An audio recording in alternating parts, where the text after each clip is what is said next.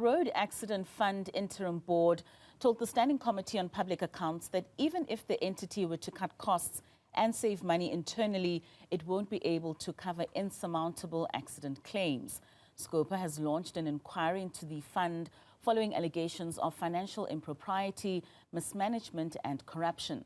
Scopa has also raised concerns about administrative inefficiencies, including significant spending on media contracts and legal costs for suspended employees, while over 445,000 claims remain outstanding. Scopa chairperson Songezo Zibi joins us now for more. Very good morning to you, Chair, and thank you so much for your time. So given this alarming figure of 100 billion rand in unpaid claims and widespread mismanagement, what do you think should be those immediate steps that Scopa needs to take to hold RAF accountable and just to ensure transparent governance?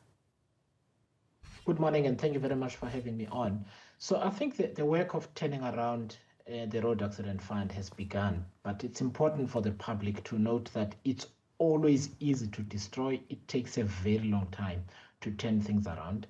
I think apart from the mismanagement that we have been looking at, both of operational processes as well as the management of public funds, there is also very serious underfunding of the Road Accident Fund. It gets 50 billion rand per year from the fuel levy, and that is an average amount that it gets every year.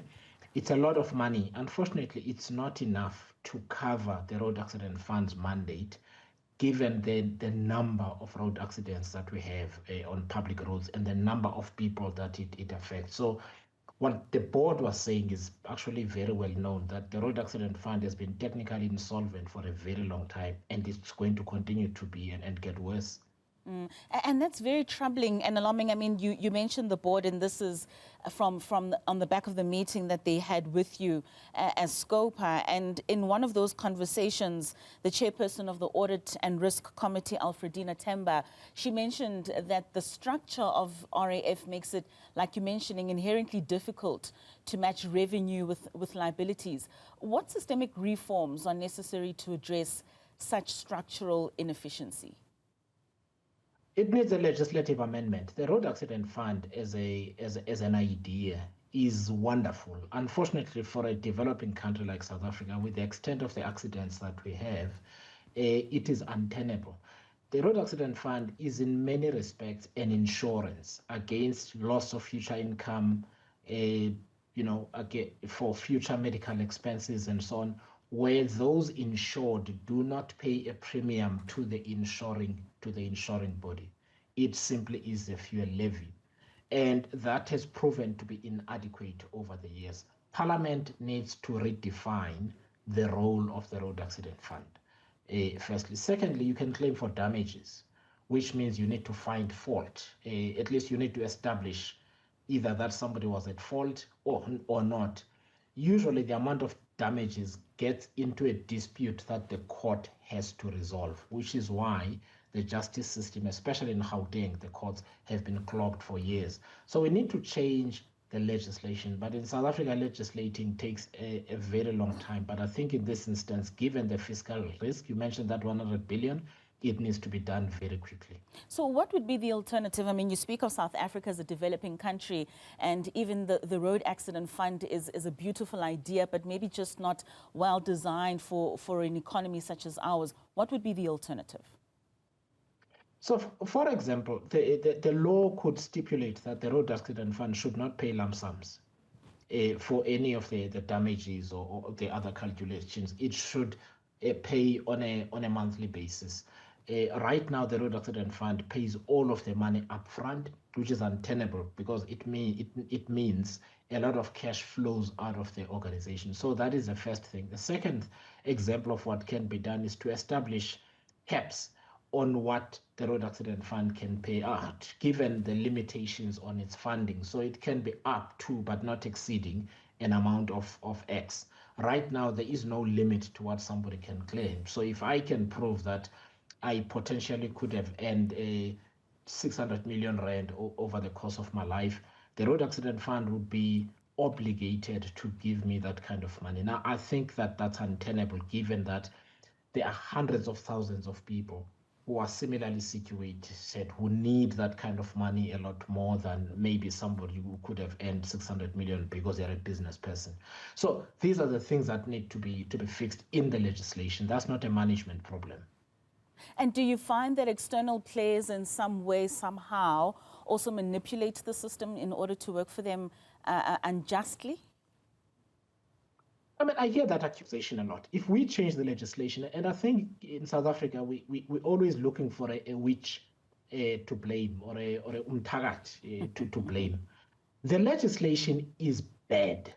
It really is bad. It gives rise to all of these problems. For instance, the legislation does not make an attempt to settle the matter. In other words, there is no CCMA of the Road Accident Fund, which means you don't need to go to court. Now, somebody can say, lawyers are milking the system. Of course they are, because the legislation forces a situation where they get involved at the first instance. You understand?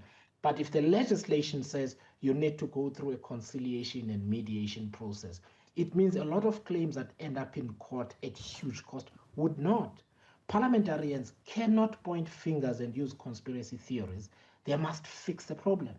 And the problem is the legislation. Wherever legislation provides an opportunity for wrongdoing or bad habits, of course it is going to happen. And parliamentarians cannot fold their arms and point fingers when that happens. Most certainly. And I think at the heart of this, Chair, is the public's trust in the RAF. I mean, at this point, it's undoubtedly strained. So you speak about the change in legislation. What other role then do you think that Scopa should play in assisting in restoring that public confidence, especially when it comes to management and oversight of this fund? Look, there is no doubt that at the Road Accident Fund, there has been enormous mismanagement over the years. Even the legal costs that I'm talking about, which are fundamentally driven by the legislation, they nonetheless could have been far less than they ended up being. So we are working closely with the Ministry of Transport through the Deputy Minister who oversees the Road Accident Fund in terms of delegation of authority, as well as the interim board, and we'll do so with future boards and management. What this inquiry helps with is that we will have specific findings and specific recommendations. We will then use those over the next 3 to 4 years to oversee that the turnaround that needs to happen at the Road Accident Fund does, which means we hold the minister accountable, we hold the board accountable, we also hold the management accountable to specific deliverables, and that is the intention of the inquiry. And you've partly answered my next question with regards to considering the complexities that we see at RAF and just those challenges that you've outlined. You've spoken already about capping payouts and changing legislation, but what's your vision for the future of RAF and how it can be transformed into a more effective institution? One of the most important things that needs to happen is that the ministers need to choose boards that are able to oversee the kind of institution that the Road Accident Fund is, but also right across the board. Much of what we've been dealing with in the inquiry results from poor ministerial and board oversight over what management does. And I'll just give one simple example. If there's an executive who's appointed in an acting capacity, the board does not need to get involved, even though the Act says that the board must approve these appointments. So you had people that were acting for a long time. And in some instances, when we spoke to former board members of the Road Accident Fund, there was an instance where there was a chief financial officer who facilitated really important decisions which cost the Road Accident Fund a lot of money. They could not remember her name or what she looks like. You can't have that in any institution. So you need to have boards that are going to have the ability to see when something is going wrong, when certain skills are lacking, when they are needed, make appropriate interventions in order to protect the interests of the public and public funds. And I mean, when you mentioned that, Chair, we're seeing the Madlanga Commission as well as the Parliamentary Ad Hoc Committee that's probing infiltration in the criminal justice system. Are you finding similarities even in other departments where we're seeing overreach when it comes to certain decisions that are being taken that then influence with regards to the service delivery and in this instance, the running of such a fund? I mean, to date, and I'm talking about the last 18 months and specifically to the institutions where we've looked at, the biggest problem actually has been accounting authorities, and those are boards, that actually don't have the necessary insight and ability to identify the problems in each institution. So you find that they agree in good faith with things they should disagree with. I made the example of the chief financial officer, for instance, at the Road Accident Fund.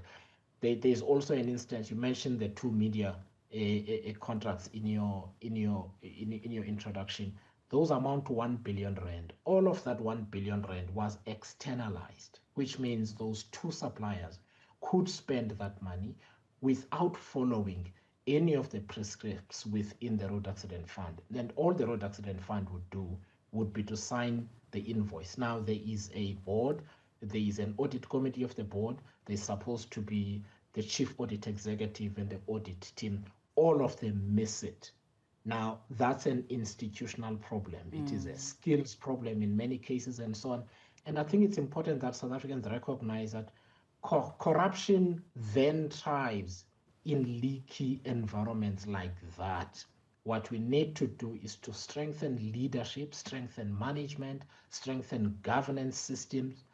Then you limit the opportunity for corruption, for incompetence, and so on, because you've got strong systems. Often we have people who don't even know what the difference between a strong and a weak system, because they don't have the insight and the experience to do so. All right, Scopa Chair, thank you so much for joining us.